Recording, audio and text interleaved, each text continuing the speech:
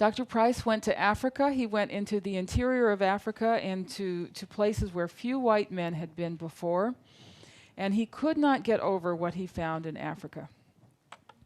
In Africa, he found 7 tribes with 100 or more people in every tribe, and not a single cavity. Over 700 individuals and no cavities.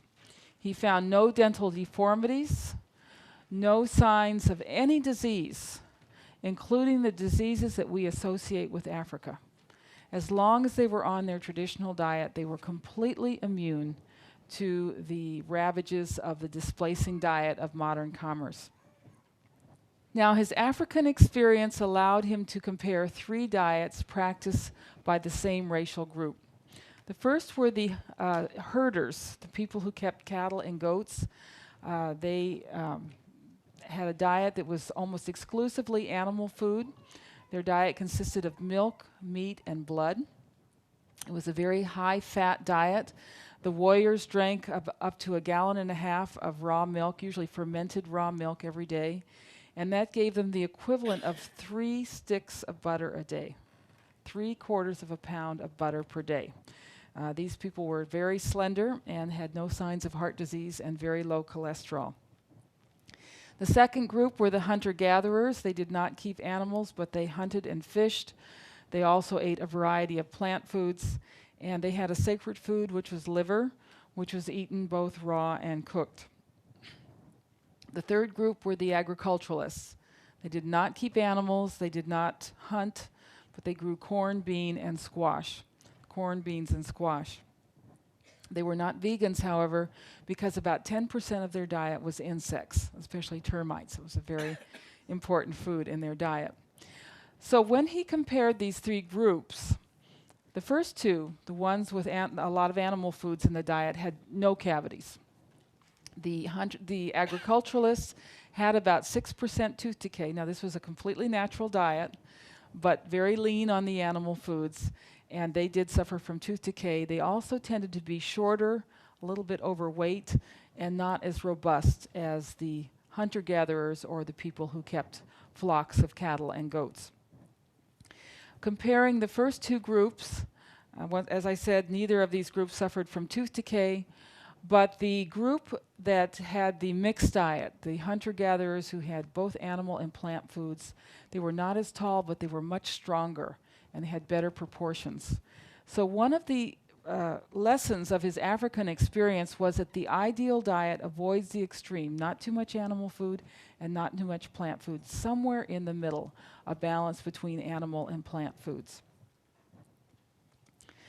Here's a Maasai warrior. These are the milk-drinking people. They tended to be very tall and slender. But no matter which diet they started out on, none of these groups was immune to the ravages of these displacing foods. When they came in contact with the West and started imitating the white man and eating his foods, this is what happened. Tremendous tooth decay. The difference is that they didn't have dentists. We have dentists to repair the damage. We have doctors to repair the damage. And we want to be very grateful for these miracles of modern dentistry and modern medicine. But there's only so much that the dentists and the doctors can repair. And we've actually come to the point in our civilization, especially with this next generation, where there's just not much that the medical profession can do. And then the next generation, he saw this same pattern in every race that he studied, everywhere in the world that he went. The children born to parents who had begun eating Western foods had the change in facial structure, the narrowing of the face, the underdevelopment of the middle third of the face, and they were much more susceptible to the modern diseases. This photograph perfectly illustrates the difference between a face that's constructed with good building materials. This is good facial development. You can see there's a very broad, strong palate. This part of the face is very well developed. Whereas this face is a typical modern face. There's not as much strength in the cheekbones and the dental palate, so it has to be more narrow. It almost looks as though this face is hanging from the skull.